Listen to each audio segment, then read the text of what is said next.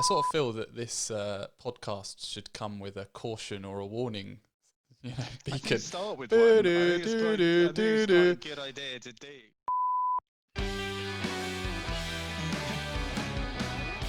Hello and welcome to a podcast called eCommerce Matters, brought to you by BlackCurve.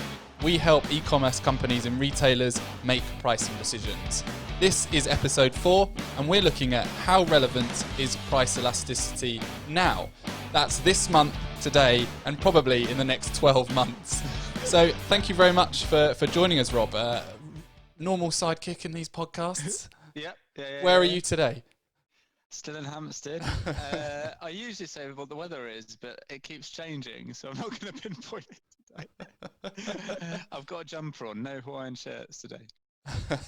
It's casual work day today for you, is it? I think it's always casual work day. Completely honest. And I'm normally overdressed, so we complement each other well.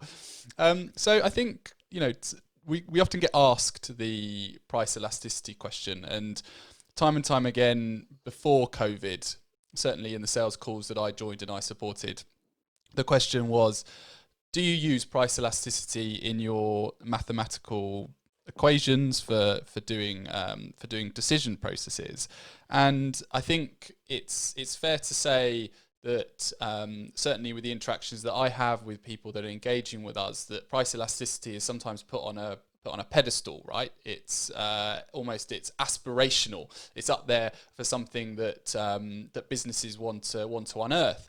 And I think sometimes there's a bit of a dark art kind of. There's almost like a veil is put over it, and e-commerce companies and retailers sort of hope that by unearthing, taking off the veil, suddenly they'll unlock all the hidden secrets, and that will solve all their worldly problems, and that is what will help them, unlock extra revenue and extra profitability. So I think I'm quite nervous, I have to say, about this particular podcast, because certainly I always caveat these conversations that I have with clients that it absolutely is a dark art. I think I'm not, but it's got to be used with caution. There's a time and a place for it. So I'm quite excited to explore the breadth and depth of this topic today. And I thought it would be interesting to sort of tackle it in two ways, where first we would look to distill the dark art, sort of try and remove the veil, just go back to basics. What does it fundamentally mean? And then we'll answer the actual podcast question. That always helps, doesn't it? So is it relevant? We is have it got relevant? a bad habit of not doing I disagree with that, actually. I've had the fortune of editing these, so I've listened to them a number of times. So listeners and viewers, we do answer the question. Rob's talking rubbish, but everything else he's talking, he always talks right. So the second part we'll try and discuss whether or not it's still relevant today. For those of you who are still listening and still with us and not getting cross with my waffling on, our style is not mathematically, scientific, in terms of we don't talk in the case of, PED equals QD over whatever it is. That's not really what this particular podcast about. So don't worry. We're not going to go heavily into the mathematics. Although Rob's probably looking at me now, and he's got a PhD in all of this stuff. Equation. So there might be one equation. It's important. Yes. So there is going to be some equations, but we're not going to get a whiteboard out and thrash out all the underlying mathematics. That's the disclaimer that I'm going to put today. So I first of all thought that we'd start by the simple question. Well, it's probably not simple now. What is price elasticity? It actually is quite simple. The question is simple and the answer is simple, but I think what we'll go into later in the podcast is that calculating that answer is not simple at all, and actually quite kind of fraught with a bit of danger. Price elasticity is really just the degree to which desire or demand changes when you change price. It's that, right? I make a price change. Does the market want more or less of the product that I'm selling? And that's really it. The reason why it's so valued is that if you understand that, you can set the correct price for your good in the marketplace, right? So if I know how my product will react versus for a price change, so I can then say, well, at this price, I can make the most money, right? So that is why it's the holy grail, because if you get it right, it tells you exactly where to price your product and how much money you can make off that product. Does that make sense? So essentially, if we know the calculation, if I increase the price by a certain amount, I should be able to strongly predict what the inverse increase or decrease in volume should be. Yeah, exactly that. And then because of that, you should be able to tell you exactly where that product should be priced, right? You shouldn't have to mess around increasing or decreasing. If you know it, you should just be able to say, this is the price, because at this price, I can do the maths and get the most money out of the market for the products that I'm selling. And are there some products that are just simply this equation doesn't work for? Is it? Yeah, for sure. Like, I mean, it fundamentally depends on demand, right? And so if demand is price driven, then price elasticity makes sense. And if it's not, then it don't. I mean, it's really, and all products are somewhere on that scale, right? So they're either completely price driven or they're not driven by price at all. And so at the top end, you've got kind of FMCG, you can get them from anywhere, lots of vendors in the marketplace, super price sensitive, charge too much, no one's going to buy it, right? And the flip side of that is something where people just don't want the good. It doesn't matter, you can't give it away, right? I don't know, chocolate fire tongs. I don't know. Think of something that just I'm struggling, but like you know what I mean. And so realistically, how effective it is a product of the product. But that doesn't mean you can't use it, right? It just means if you know how price elastic each product is, you can still use that information to price your product correctly. It just means that you have less of a lever in the marketplace. Yeah, and also I suppose if you know a product can't be used in this manner, you know that okay, fine. In order to shift it, for example, I need to spend more maybe on marketing spend. But that's gonna help encourage. And if demand doesn't change at all, there's absolutely no point dropping the price, right? Because you're just wasting money. That's the other side of it. So if there's no relationship between price and demand, just charge what you want. That's kind of the you charge £1 billion for it and people would still buy it in theory. Okay. And a lot of the maths that you look at, you sort of see it's all about the sweet spot of elasticity is sometimes considered 1.0. Is that right? Is that the resultant calculation? Yeah. So the maths is actually it's measuring the rate of change between the log of the volume and the log of the price, right? And that's to make it dimensionless. So if it's a linear, like a perfectly straight relationship gradient one, that means for a unit change in price, you get a unit change in volume. So if I increase the price, say by £1, I get one more unit, one less unit sold. And if it's a traditionally elastic good, and likewise, if I decrease the price by £1, it goes up. The practical thing is that most goods don't have that relationship of one, right? We don't live in a perfect world. Is that what you? Is that? No, my job would be an awful lot easier if we did. And that's something we'll get into later. But yeah, realistically, the kind of the rubric, and if you read the Wikipedia article, it's like if you get it so that your relationship is one, that's when you've maximized revenue. But then that assumes that your competitors don't do anything. That assumes that supply is limitless to a certain extent. It assumes that it assumes a linear relationship between the two things you're doing.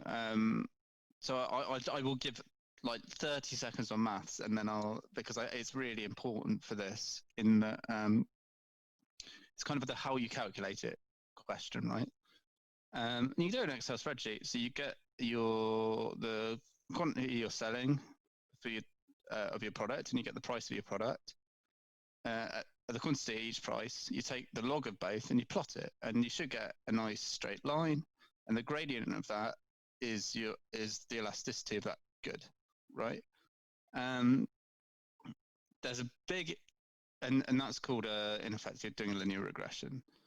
The key problem there is the word linear, right? And you and I have both been pricing things for a long time now, and the real world is not linear, especially in pricing, because like you say, a lot of the time you either become cheaper or more expensive than a competitor, and then your demand goes through the roof or drops off a cliff.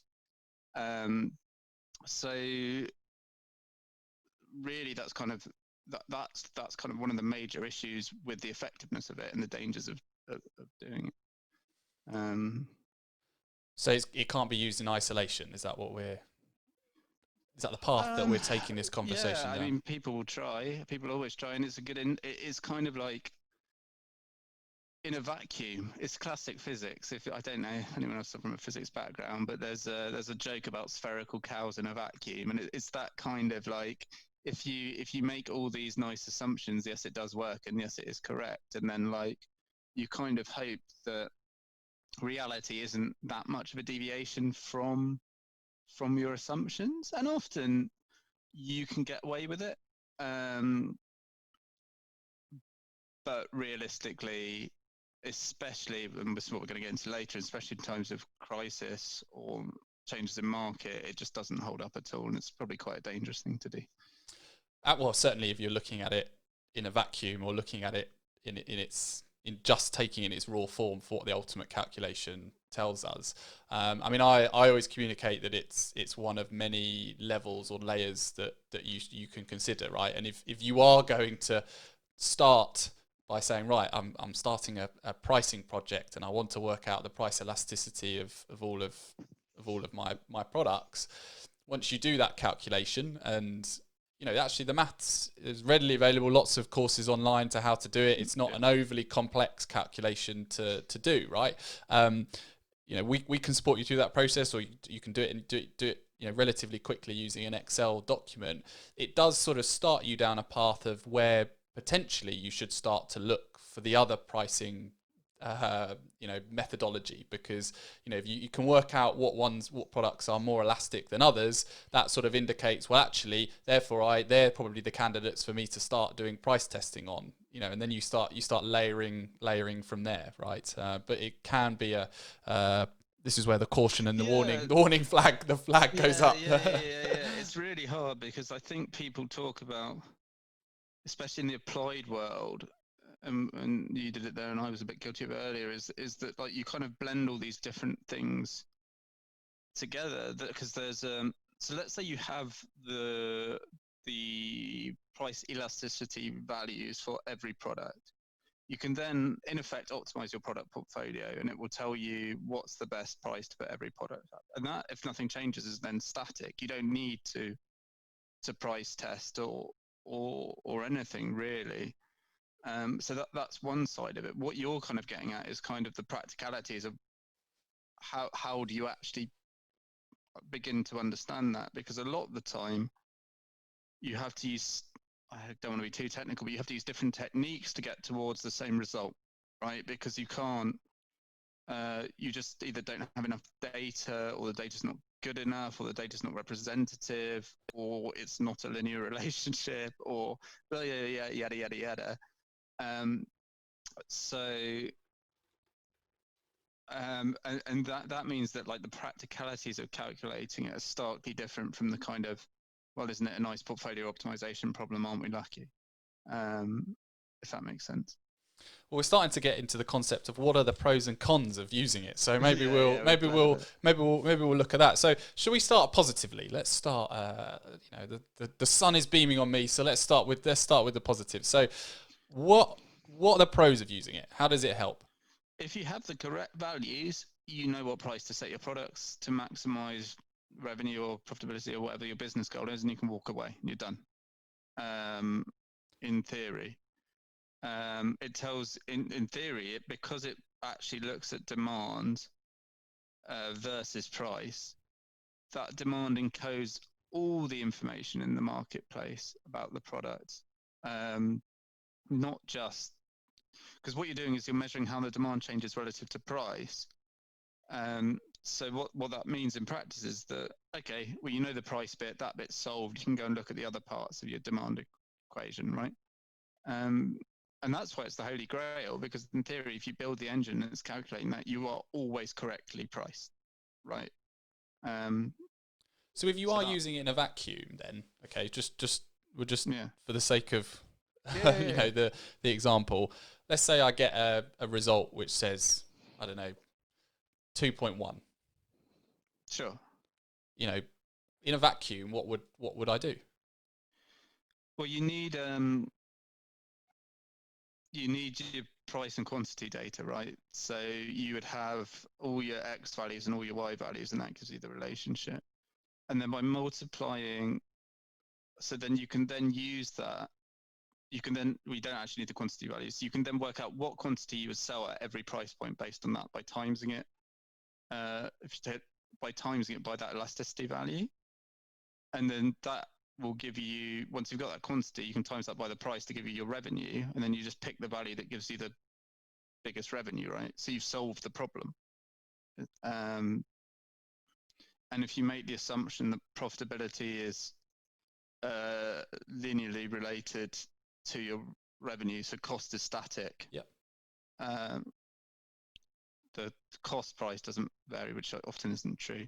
Then you've solved profitability as well. So really all you have to do is take your price, times it by your predicted volume, pick the price at which you get the biggest number, and happy days, and do that for every single product.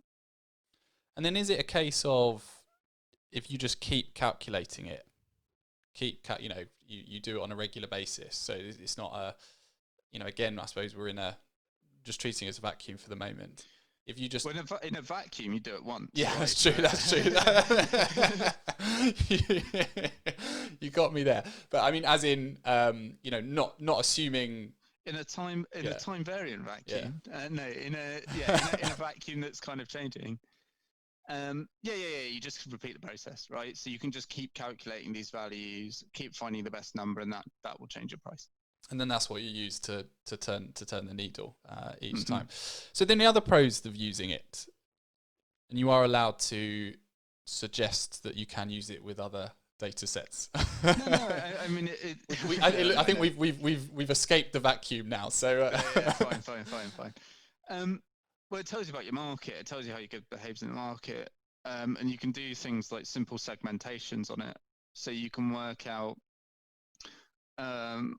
what it's good for, what is price fair, what is related to price and what isn't, right? So because really you're measuring how demand is affected by price, and if that's 0, then it's not at all, and if it's 10,000, it really is, and that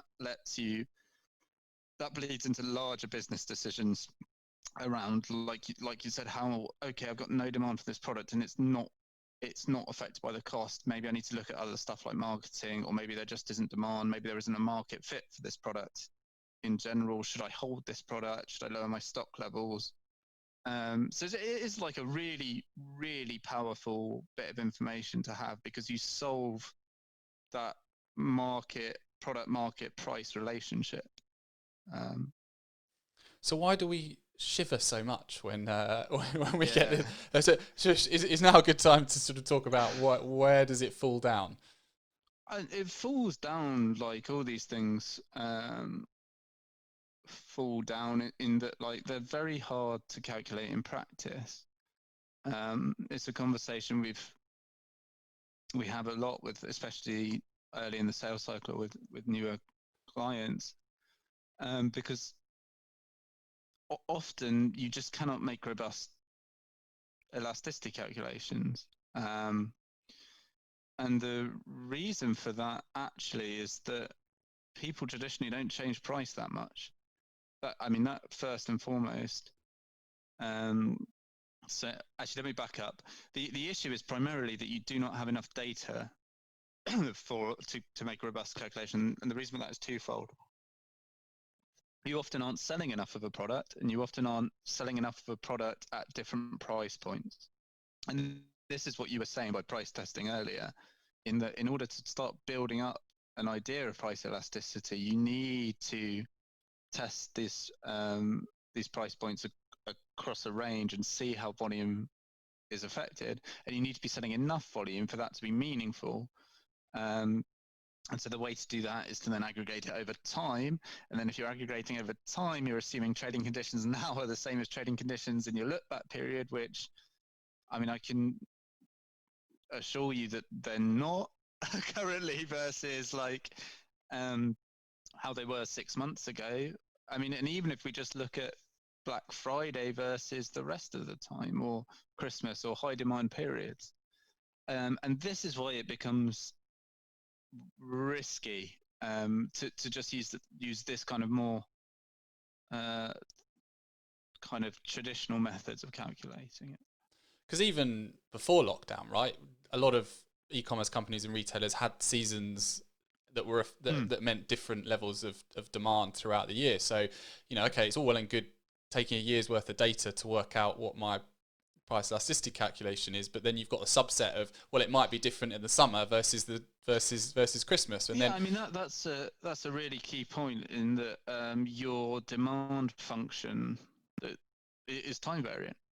So you could really, it's just why people want to see year-on-year comparison, and always have in retail, right? It's for that reason, because the only sensible comparison point really is this month a year ago, or this month a year before. And actually, whether that's true in general is arguable, because if you're in a growthy business, it's probably not either, because your marketing's gone through the roof. But actually, the real issue, the real key issue, is that you might have a lot of data, you might have sold a lot of stuff. That's fantastic, but you sold it all at the same price. Yeah. I almost saw that. Well, we're now approved on the Apple podcast, so we're in the door, so you can swear all you like. Yeah, exactly. I do what I want. But that it means you only have one data point, right? If you think about it that way, because you have, say, 59p I sold, and then you probably however many that you sold. Yeah, I mean, we recently brought on a customer. I won't say their name. I actually really like the company that we work for, and we took a bit of conversation with them to sort of get over the difference. They said, "What are you talking about? We've got a ton of data. We're doing really well. We're growing really well. We've had our sales are through the roof." And it's like, okay, right, you've given us hundreds of thousands of transactional data points, but they're all at the same price. Okay, and if we look back at our podcast, the first podcast that we did was around how often should a retailer change prices, and on average across all of their portfolio, it's more than a month between price changes on average, right? So, you know, and then if you overlay this seasonality and time aspect, where you're just cutting the data that you can use anyway, and then if you're not changing the price regularly within that, you're cutting it even further, and therefore, do you have enough to statistically support your decision? And this is why we get kind of, you know, cautious when we're talking about it. For sure. And it's not all doom and gloom. You can do it, but you just have to have the engineering to do it, right? You have to. It's like any measurement. You have to know what you're measuring at the beginning for it to be effective. And if you look at how we do it, if you look at how some of our competitors do it, it's all built around a similar kind of test and learn. I call it call and response. I noticed you've started picking it's the hanging out too much, Rob. But like, you've got to start measuring, like forcing changes in the marketplace and listening to what those changes are, and then you can very much use it, and it is incredibly powerful. But expecting, as often is the case, like to get a consultant in to build you a spreadsheet that will suddenly tell you the answer is, or just kind of turn on a black box that will do it, is probably not realistic if you're not actually driving the measurement through your back end, through your pricing. Yeah, because I mean, to a certain extent, once you've calculated it, you know, if you do get a consultant in to come and calculate the elasticities at day one, you know, once they've left the project, okay, fine, it's still relevant, but the market's evolving, the market's moving, right? And so it's I think it's a strong light bulb. It's like if you're getting strong elasticities in certain areas, it's a strong light bulb to say, yeah, you've got opportunity here. This is where you should look. Mm-hmm. And then it is this, as you say, it's a call and response. It's like, right, okay, let's move the price. Let's listen. Let's see. Okay, if it is working, if it is equaling, and we can kind of pat ourselves in the back and maybe double down further. And then if it has the counter, it's having the engineering in place to pull it back quickly, really, isn't it? I think it's one of those things where it's a simple analytical problem, but it's a very complex engineering challenge with not and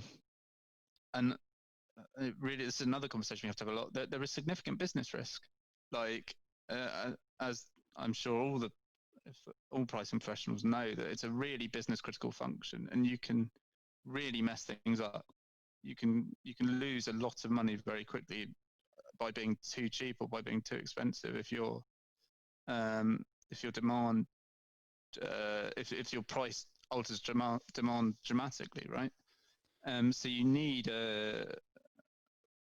it's quite a bullish business mindset to kind of want and understand that. And there are ways of kind of getting around that, like you can A/B test, you can segment your inventory, you can group similar products and work out on some set, and then say, well, these products behave similarly, so we only have to test on this smaller thing. But it really shouldn't be underestimated the danger in this, because the flip side of that is that if you calculate these coefficients and you use them to set your prices and they're wrong, it could be costing you a lot of money. And you wouldn't even know it, because your nice machine algorithm that you've built is spinning away in the background. And this is where we kind of get nervous, in that, like, it's that if you're not aware of those risks, I don't want a client coming and saying, well, you just lost us X, Y, and Z. It's like, well, we didn't really. This is what you signed up for, but you've got to be very upfront about the conversation and what's happening, and let the client work out whether they want to do that on these products or not, because there are a whole host of other pricing strategies that are much low risk, right? And often almost as good, if not as good. Yeah, I mean, I think because it's potentially a mythical. Well, I think a lot of people aspirational, I suppose, for want of a better word. It's the run, trying to run before sometimes you can walk, and I talk constantly about, and I've already mentioned it today. It's the leveling up, and I think you shouldn't skip straight. If you're, for example, if you're just using competitor data today, you shouldn't suddenly skip to, right, I'm just going to go and work out my price elasticities and I'm done, right? Yeah. Right. Yeah. Okay, I think it's and again, as pricing professionals, we talk about pricing maturity, and I think it's layering, making sure you've got your competitor rules in place, making sure you've got your sales rules in place, making sure, which we'll talk about in a moment, making sure that you've got your rules based on stock levels in place, and then bringing it all together, right? So is it relevant today? I mean, it's always how long is a piece of string? It's always relevant, right? Like, the theory is always relevant. It is problematic today, but getting better. And I imagine we'll be problematic again in a month or so, and then get better. It's a peacetime thing, right? Realistically, because of the volumes people tend to trade at, the amount of data required, you need your market to stay stationary. I'm going to stop using maths terms. You need your market to. We did say we were going to. Yeah, I know, but it's really it is really hard when when it is all market theory. But you need your market not to change with time, right? So we've just gone through basically what would be called a discontinuity, but really what that is a fundamental change in the nature of the marketplace. So even if you built a big seasonal model that looked back year and year and year, say you had 10 years of data, your business doesn't change much, well done. Seasonality and the demand of products is not the same as it was last year. And the reason for that is that people's buying patterns have changed, which has shifted the fundamental nature of the marketplace. And things like scarcity and kind of use and all the rest of it have really altered it. So what might have been a heavily price elastic product may now be just completely driven by scarcity. Flour is a really good example, I think, in that I imagine 6 months ago, like baking flour was super price sensitive. You charge too much, no one will buy it because they'll just buy a different brand or a different version or whatever. I think I've talked about flour before on this podcast because it might indicate you when supply chains are working out. But there was a period where you couldn't get flour for love nor money, and I probably would have paid 3 or 4 times over the odds for some flour, right? And that is an extreme example, but so you can still use price elasticity to price that flour in the new regime. It's just you can't use the data from the old regime to calculate the value in the new regime. Yeah, and just to give you another example, the one that was in the paper over the weekend was ink cartridges. Okay, yeah. So I try to have a paperless office. I get cross when people give me paper. But what period are we in, right? Lots of kids are at home. They're getting set homework. They have to print out textbooks and practice exams. Can parents, carers of the kids can the kids themselves get hold of ink cartridges for love nor money? There is a massive scarcity. I've tried. There's a massive scarcity to get ink cartridges because I was curious, right? And I mean, ink cartridges were expensive anyway. That was always annoyed me. They always dried out anyway. But they're literally the supply of the ink cartridges is really difficult. So obviously the prices are getting more expensive. Kids are getting frustrated. Parents and carers and so forth are starting to say, right, I'm going to pay 10 quid, 20 quid over the odds just to get an ink cartridge because it matters, right? You're valuing your kid's education over the price of an ink cartridge. That's not going to, And what you've indicated there is a fundamental change in the relationship between price and demand, which is what price elasticity measures, right? So if your value has gone from, say, 1 to 0.5, right? In that price is no longer as an important a discriminating factor because the scarcity factor is now through the roof. So the really important point here is that demand is a function of a whole host of things, right? Like, and price is only one of them, and price elasticity only tells you about that one. So the other thing, all right, if you wanted to get really smart, and you could do this, you would want to be measuring how your demand changes when stock in the marketplace is altered. And traditionally, that's really hard to measure. But maybe you've now got 2 or 3 data points through this COVID-19 period, which I had it. So because you'd have to look at marketplace level stock, not or some proxy for that. In the same way, you could do demand versus use advertising spend as a proxy for visibility, right? And then you start building out these super complex demand models, which then are much give a whole host of different insight, and let you not only optimize, you don't get price elasticity, you get stock elasticity, you get marketing elasticity, and then this lets you optimize all the different factors out there. I think that's why you can't use it. You can't use it in a vacuum. Okay, you've got to know. I like the concept of working out what your marketing spend was over that period and overlaying that data set with the price elasticity calculation. Because if you're normally spending 10 grand a month and suddenly over a period you decide to spend 20 grand, you hope that your marketers are spending it wisely. Sometimes it might not change the demand, but there's a lot of clever people from a marketing standpoint, and more than likely they are tracking an increase in revenue for your business as a result of the marketing spend. This raises something that I haven't thought of before, but is actually really interesting. And I'm sure people are going to tell us they do it already, which is good. But I know good digital marketers. We work with some, and they do measure this, right? They are very much on the money. So I'd be interested to see the tying up of, because it's still a linear formula. You do demand equals price plus marketing spend plus whatever plus whatever plus whatever. And then that means you can tune for an individual product a whole host of business drivers that go into it. And so then you're not talking just as a pricing professional or as a product professional. You're not talking just about what price, you're talking about optimizing over an entire suite of tools. And this is where you get into the stage that actually pricing is not, I'll use a bubble instead of a vacuum this time. It's product management, it's business management, it's commercial management. Price touches upon so many other areas of your business, and that's fundamentally why you can't just get a price elasticity calculation and be done with it.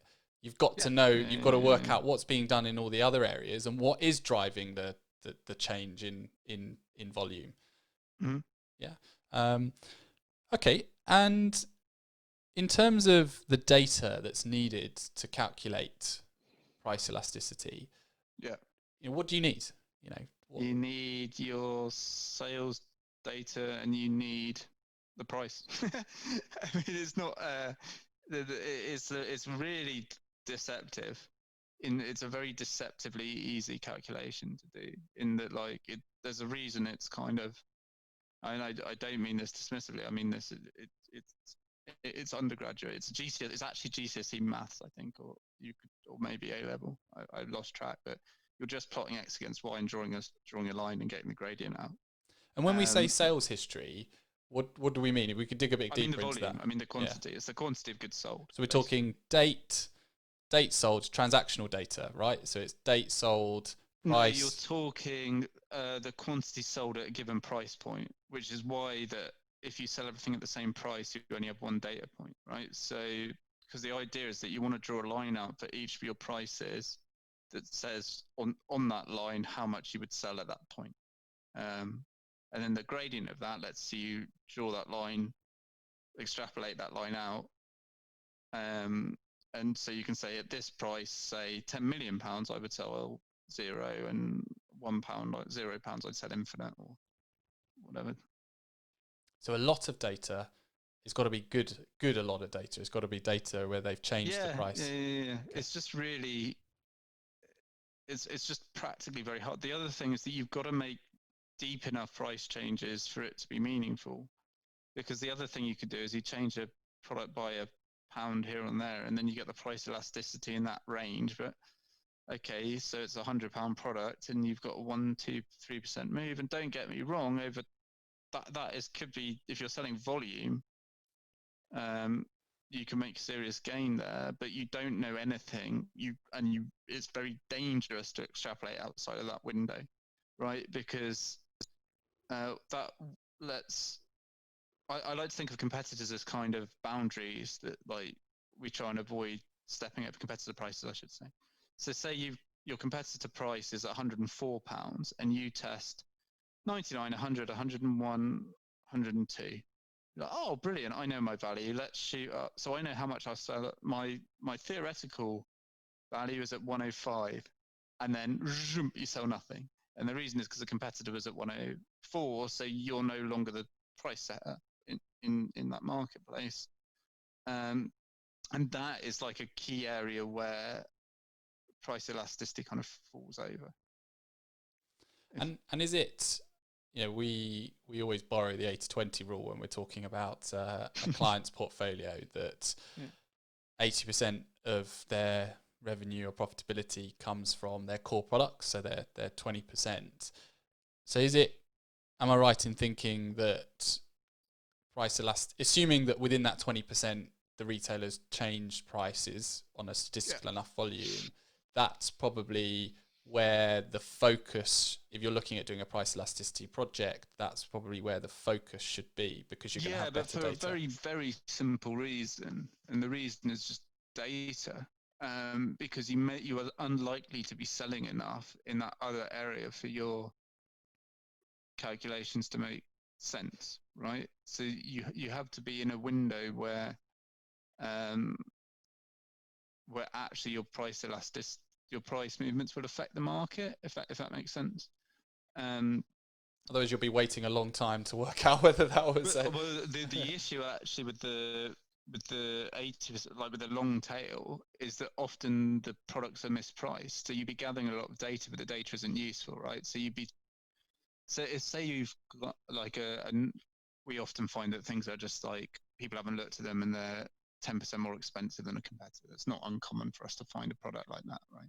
And then you move that product 2 or 3%, you're still 8-7% more expensive than a competitor. You're not selling anything. So what you need to do is look at your competitor data first and work out, is that the issue? Or is there no demand for it in general? And then even if you do that, if it's a low demand product, you're just not going to have the volume of data points. Say you sell one a month, you get 3 data points in 3 months, right? And then you get 12 in a year. You probably want 3 or 4 at each price point to make it decent. So you can see how that if you're not selling that much of it, it's really problematic. Where it does work well, and the kind of people who use it well, is marketplaces like Amazon, where they have huge aggregated data sets. Because a lot of the problem is that usually the size of the businesses that we work with are not selling enough volume. They might be in their core products, but they're not selling enough volume to make the calculations robust. Whereas you look at someone like Amazon, who's got access to the whole marketplace globally, they can do the incredibly robust calculations. It's part of the reason why they're so efficient in their own marketplaces, but also why they're getting a lot of flack for it, right? Yeah. I mean, because they're effectively using everyone else's trading data to launch and target, and it's probably a conversation for another day, but yeah, I mean, even we've had the good fortune to work with, multi-billion pound e-commerce companies, right? They're operating globally just as much as, your £1 million revenue a year e-commerce company. And even up there that you'd think, right, okay, they're selling internationally. There are certain products in their portfolio that just simply, 1 a month is the correct volume for that product. 2 a month is the correct volume. You're just, don't worry about price elasticity for those products. Is that what you'd suggest to do, or? No, you just have to be, yes, you have to address the problem slightly differently, and we have a way of doing it. I'm sure other people have a way of doing it, but you need, and it's actually the way you do it works quite well for low things that don't have much data, and also through changes in demand or changes. We did a webinar and we were talking about how we've done two, but with a couple of clients. One where our algorithms picked up stuff before the big wave that hit because of homeschooling in the US, and then another client who had a kind of 5x week week on week, and in both ways we kind of picked up with it because of the kind of algorithms we run. But these are not your traditional. They're actually, if I'm really honest, they're simpler. I'm not going to tell you how we do them, but like they with a lot of stuff in the real market, you're best to kind of be reactive and not overthink it, rather than try and come up with these predictive models, because it can be quite dangerous. It's not so I'm not saying don't do it, but I'm saying it needs, I would argue, more human intervention than kind of simpler automated pricing rules that probably get you most of the way there, if not more of the way there in some cases. So is there a particular case study you'd like to focus on where price elasticity has been powerful for that particular business?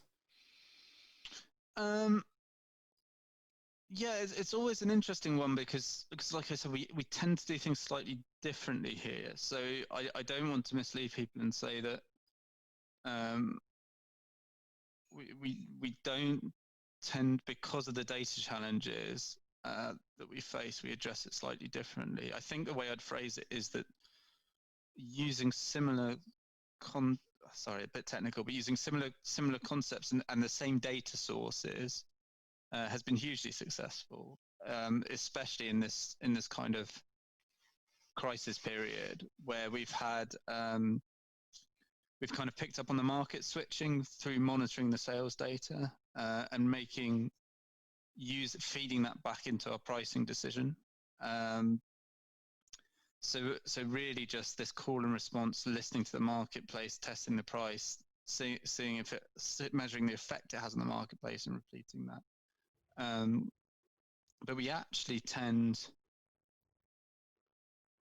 we have done price elasticity calculation in the past, and we will do it in the future. And I think it's useful, but in terms of the kind of clients we deal with, even the big ones, the data just tends not to be there for me to be confident to say, off you go. It's more of a useful piece of information to feed back to the client to provoke a business conversation than rather to run wild with it. And I'd be really interested to hear, if anyone's listening, like success stories of it, if people have those kind of examples, because there is a lot of power in this stuff, like a lot of power. But I just maybe it's ecom, maybe it's what we do, because what we haven't said actually is that often the fact that people also have brick and mortar stores, so the brick and click thing actually limits the rate at which price changes can be made. And that obviously limits your sample rate. And this is rule of thummy, but like, you want thousands of data points realistically. You probably only need 10 actual data points, but you probably want like tens, if not hundreds, to build out those data points, which gets into the thousands of measurements, right? And if I think that as a retailer, I'm making 12 price changes a year, I maybe need a year's worth of data that I've strategically been making price changes within a range on a set of products, right? And that tends to not be reality. It's something that we tend to do going forward with people rather than initially, and even then it's just something that's quite hard for people to do in a range that's meaningful. Yeah, and that's purely because, as you say, you know, even your multi-billion-pound organisations, typically they historically haven't made as many price changes across their whole entire portfolio. So that's to come back to what you said earlier. That's why actually you can get a lot to gain by doing some of the more straightforward stuff, right? So you work out where you are in the market. So you get your competitor price, you overlay your sales history, and you see, right, if I don't, if I follow or don't follow my competitor, does that have a positive or negative impact on my sales history? You know, if your competitor's playing silly games and changing the price all the time, to give a simple example, and your demand stays the same, you don't need to play that game with them. You don't need to drop the price. So this is what I mean by you have a lot to gain by just actually doing some of the more simpler pricing strategies. You don't need to go all the way to working out what my price elasticity is and then and because it can set you down a path which actually the end won't justify the journey. And if I'm being super technical about it, a lot of the simpler pricing strategies we do are price elasticity. It's just that we and they use the same theory and they're doing exactly the same thing and they maximize revenue in the same way. It's just that we don't like to make I'd say we just don't like to make large leaps, right? If that makes sense.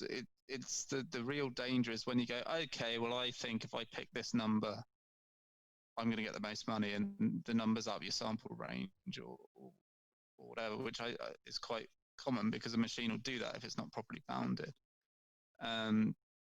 Whereas what we like to do is kind of move around slowly and carefully and kind of listen to the market and work out where that best place is. Yeah, I think that's you know, you can't argue with that. You know, if we strongly like to make our pricing decisions based on data, and you got you know, if you don't have the data available, you can't make a statistical certain decision. Okay, so you either go and make a load of changes to see what happens to calculate your price elasticity calculations. If you've got the appetite to do that, then great. Or you look at alternative methods. So you look at, you know, very basic level of making sure that you are the right point in the marketplace, and then, as I said, overlaying your sales history data, and in today's day and age, making sure that you're managing your sell through using stock levels.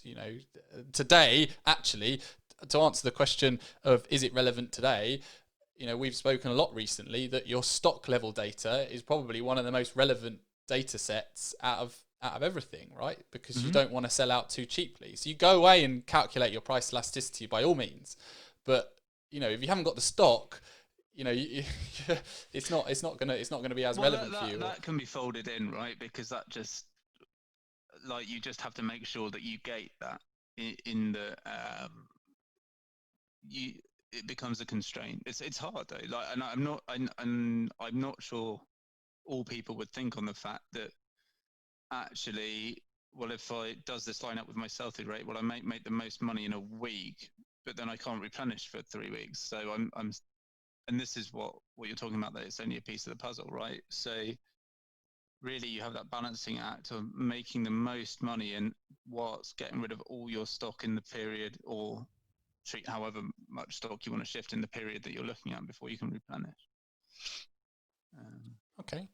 Was there anything else, Rob, that you would like to discuss, throw around? Have we wrestled the is price elasticity relevant today or now question enough on today's podcast, or is there anything else you'd like to say? I don't know. I think we've. It's always a bit of a bee in the bonnet one for me, and I hope it hasn't been too much of a rambling discussion, but it's really, really nuanced. I think that if there's only one thing you take away from this from this podcast, is that it's actually a lot harder than it seems, and for just pure boring engineering reasons, which I like, but that it's not. It has that deceptiveness of easy maths, in that because you're not building a complex neural net, you're not building a big machine learning model, you're doing like a linear regression, and you did that at GCSE, and you understand that if you don't understand your data, if you don't understand your market, if you're not looking at the other data points, it's really, really easy to get quite badly wrong and have a serious detrimental impact on your business. The flip side of it is that if you get it right, it can be killer, absolutely killer. So that's why people go after it, isn't it? Yeah, exactly. So is it relevant? Yes, it's relevant. What are there any warnings? Yes, because you're in a new market. You're in a market that's changed dramatically than what happened before, and will probably change again in a few months' time as lockdown starts to ease, right? Because we're in an artificial market now, and then we're going to be in a semi-artificial market, and it might be 2 years till we're back to the same market that we were in 6 months ago. And so I'd be really, really mindful of what data you're using to build these models, because your models will only know what to say based on the data you have. Yeah, I'm probably going to use a really terrible example now to sort of summarize it, but I think of it as a bit like you've gone out and bought a sports car. Okay, price elasticity is a sports car that, okay, you've got to use it in the right context. You're not going to drive it 150 miles an hour down on your local street. Well, you might, but it's not advisable. There's lots of hazards, lots of gotchas, lots of bad stuff that can happen, right? Okay, if you do that. But if you go and take that race car to a racetrack, that's when you can really let the taps loose. You can put pedal to the metal. Some of the restrictions are taken away. You've built all your assumptions. You've got the safety gear in place. And that's really, from a pricing point of view, what we're trying to do. Stick with me of the analogy. I like it. I've got something to add to it, actually, in that I like this analogy, because the bit you're missing out is that you need a pit team, right? And when you get into more complex pricing methods, you need people monitoring this, because it is just more likely to go wrong. And so you need to be able to be responsive to that. And you could do that with automated tooling. But honestly, as a purveyor of automated tooling, the tooling only knows what the data knows, right? And if the data you put in is bad, then your outcome is going to be bad. Garbage in, garbage out. So the sports car analogy is kind of bang on, I think. And on cue, we've got the sirens in the background turning up sorry, to. It's almost like we ordered them, wasn't it? Hope it's okay.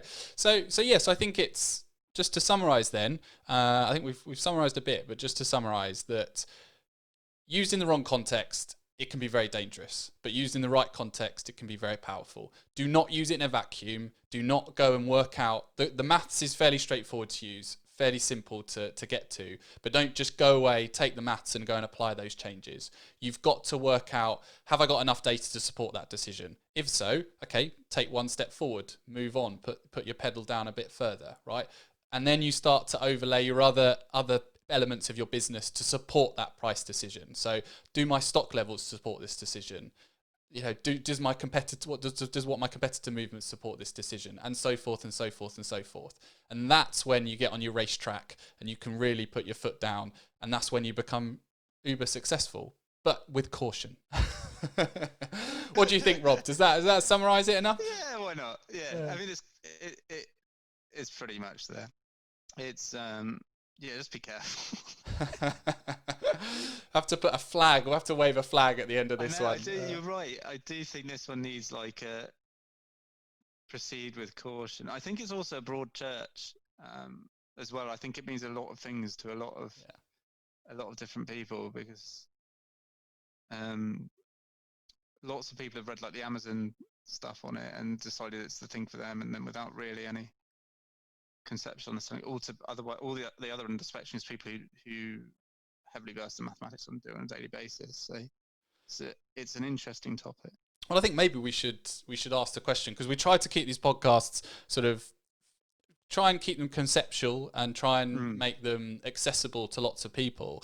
If there's appetite, maybe it's worth us doing not sort of a whiteboarding session, but almost sort of going through particular examples and taking people through step by step of this is the maths, this is what it looks like, and maybe run through some certain examples of certain real business scenarios of when it will be relevant, so actually people can maybe visualize it a bit more. That might be. Yeah, we can definitely do a workshop on how you'd use it, because and how it can inform your business, because it is, as I said, an incredibly powerful tool. It just needs to be run on rails and carefully monitored. Well, good. I think before we volunteer ourselves for any more post podcast activities, we should probably end it there. Well, thank you very much, Rob. Enjoyable as ever to take us through. We've been answering the question, how relevant is price elasticity today, now, in the next 3 months, in the next 12 months? We're certainly in crazy times. Thank you for listening. If you can check us out, we are now on Spotify, Apple, and various other media outlets, so do subscribe. We are BlackCurve. We help e-commerce companies and retailers make pricing decisions. Take care.